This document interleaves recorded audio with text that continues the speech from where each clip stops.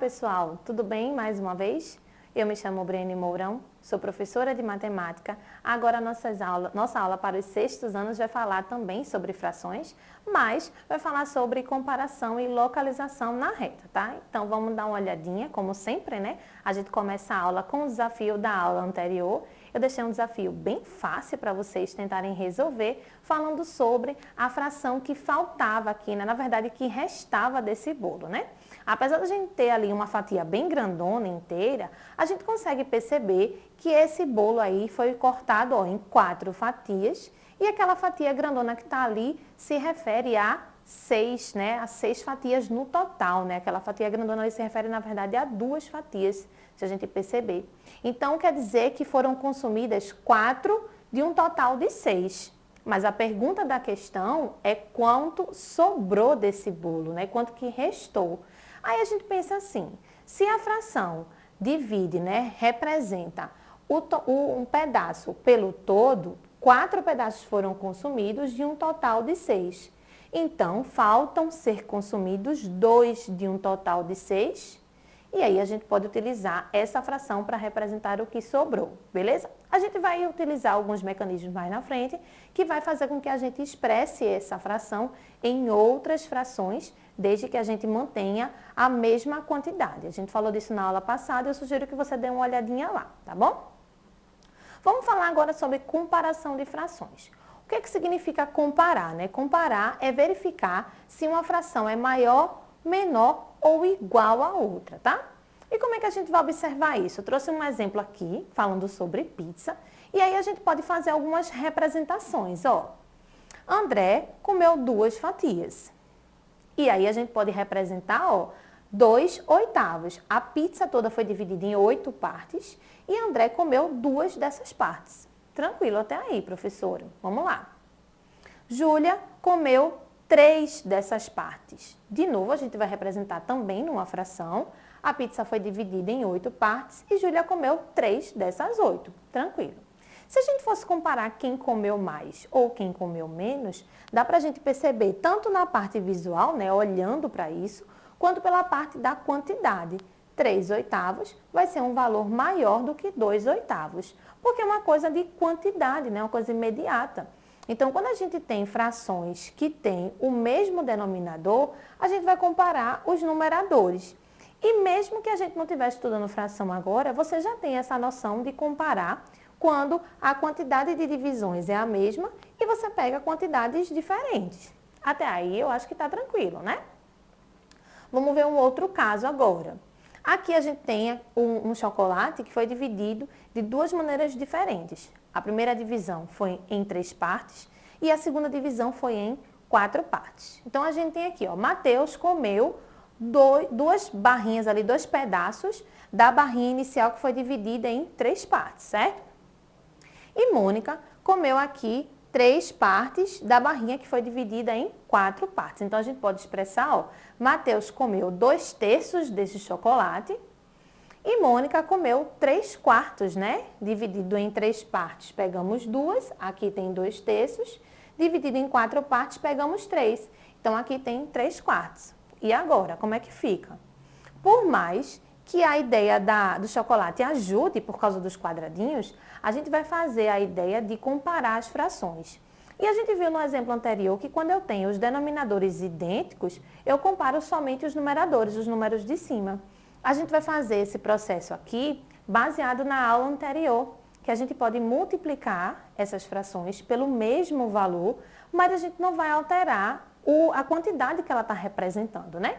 Então, a gente vai achar as frações equivalentes, lembra? Daí, ó, vou multiplicar 2/3 e 3/4 por 2. A gente vai ter 4/6 e 6/8. Ainda não temos denominadores idênticos, né? Próxima multiplicação que eu posso fazer é por 3, ó. 2 vezes 3 vai dar 6 e 3 vezes 3 vai dar 9. 3 vezes 3 vai dar 9 e 4 vezes 3 vai dar 12. A gente ainda não achou nenhum denominador que fosse idêntico, tá? Vamos fazer uma próxima multiplicação agora. Essa fração por 4, ó, 2 vezes 4 vai dar 8, 3 vezes 4 vai dar 12. Aqui a gente tem 3 vezes 4 que vai dar 12 e 4 vezes 4 que vai dar 16. Eu já consigo verificar, ó, que eu tenho duas frações aí que têm o mesmo denominador, né? E agora a gente consegue comparar. Nesse caso, o 9 dozeavos e o 8 dozeavos representam as frações iniciais e eu consigo comparar pela mesma informação que a gente viu no exemplo anterior. Daí a gente vai dizer, ó, que o 9 é maior que o 8, então o 3/4 é maior do que o 2/3. Quer dizer que a Mônica comeu mais que o Mateus, tá certo? Quando os denominadores são diferentes, comparamos as frações equivalentes com os mesmos denominadores, tá? Vamos para uma outra situação agora, a última para a gente fazer com a ideia de comparação. Ali eu estou trazendo para a gente um contexto de uma mesada, né, financeiro.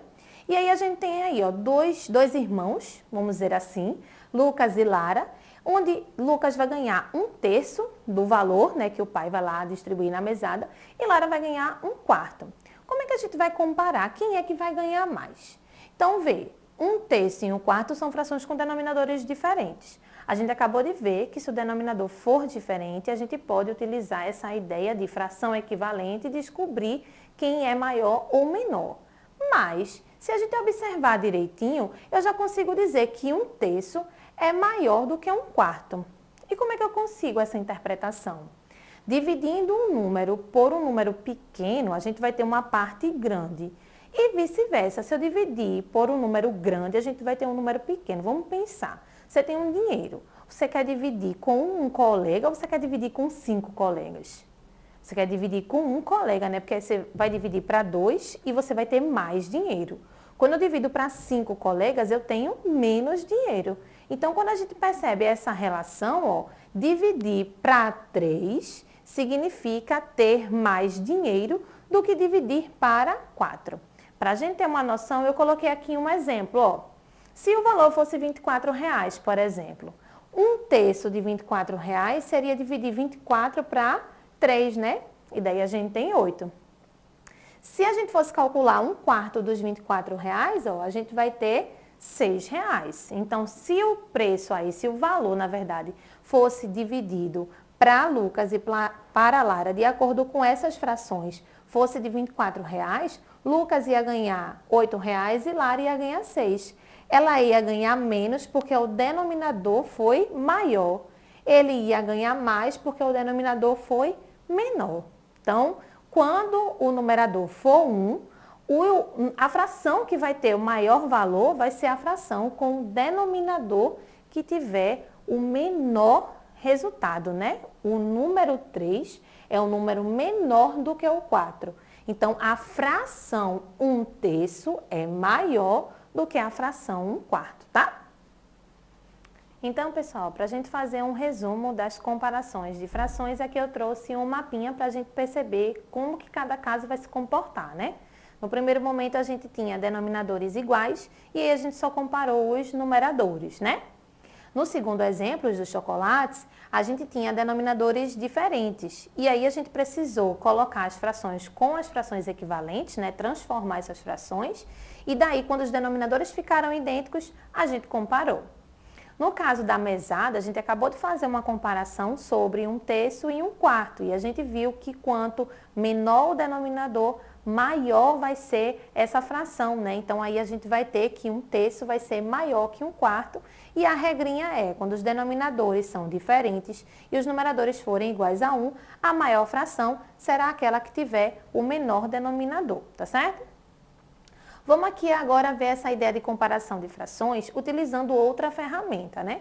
A gente viu que denominadores diferentes, a gente pode fazer as multiplicações, trabalhar com a ideia das frações equivalentes, mas a gente pode ter um trabalho muito grande, multiplicar várias vezes a fração para chegar em denominadores idênticos. E para isso, a gente tem uma outra maneira de trabalhar. Essa maneira é calculando o MMC dos denominadores. Então, aqui eu tenho 6 e 9 e a gente vai ver que valor vai ser o MMC desses números, né? Dividindo para 2, a gente vai ter ali, ó, o 3 e o 9, né? Só divide o 6, então fica 3 e 9. Dividindo agora por 3, a gente vai ter ali, ó, 1 e 3. E dividindo por 3 de novo, a gente vai ter 1 e 1, né? Para a gente achar o MMC, basta que a gente multiplique aquela coluna que surgiu ali e a gente vai ter que o MMC de 6 e 9 é o 18. O que isso significa? Que a nova fração que a gente vai fazer para 4 sextos e para 5 nonos vai ter denominador igual a 18. Ó. E aí a gente vai perguntar, né? Qual que é o número que vezes 6 vai dar 18? É o 3. Então, a gente vai multiplicar o 4 também. Daí, a gente vai ter o 12, né? A mesma coisa na outra fração. A gente vai ter que o 9 para virar o 18 foi vezes 2. Então, o 10 vai surgir porque vai ser 5 vezes 2 aí também, tá? Agora que os denominadores estão os mesmos, a gente consegue fazer essa comparação e 12 18avos é maior do que 10 18avos. Isso significa que 4 sextos é maior do que 5 nonos, tá? Bom, para finalizar aqui essa ideia do assunto da nossa aula, a gente vai falar sobre localizar uma fração numa reta, né? E aí, quando a gente percebe esse tipo de problema, a gente também associa a fração como a divisão. A gente viu no comecinho das aulas a parte todo, né, a relação de fração, que significa a parte todo. E agora a gente está vendo a fração também como uma divisão. Uma que já é bem conhecida nossa é 1 sobre 2, que é meio. E meio é um número que está entre 0 e 1, certo? Então, essa parte de localizar esse número aí, tenho certeza que você lembra disso, né? Eu tenho uma outra ideia aqui, ó, o 18 quartos. Então, 18 dividido para 4, a gente vai ter 4,5, né? 4,5 vai estar ali entre o 4 e o 5. E se a gente tiver 73 sobre 10, né? Uma fração decimal, a gente vai ter 7,3. E aí eu trouxe, ó, metade ia estar naquele pontinho ali amarelo. Só que é 7,3, então vai ter que estar um pouquinho antes desse pontinho amarelo, né? Um pouquinho antes que a metade, tá bom? Para a gente lembrar de como que a gente faz essa divisão na fração e daí a gente consegue associar a uma posição aí nos números, na reta, tá legal? Vamos lá para o nosso desafio para finalizar a aula. Caio e Beatriz colecionam o mesmo tipo de álbum de figurinhas. Caio já colou 2/3 do total de figurinhas do álbum e Beatriz já colou 3/4. Quem colou mais figurinhas no álbum? Então, a gente fez um exemplo agora há pouco, comparando frações com denominadores diferentes, e é esse o mecanismo que você vai utilizar para resolver esse desafio, tá bom, gente? Eu espero que vocês tenham aprendido por aqui e a gente se vê na próxima aula, tá bom? Até mais!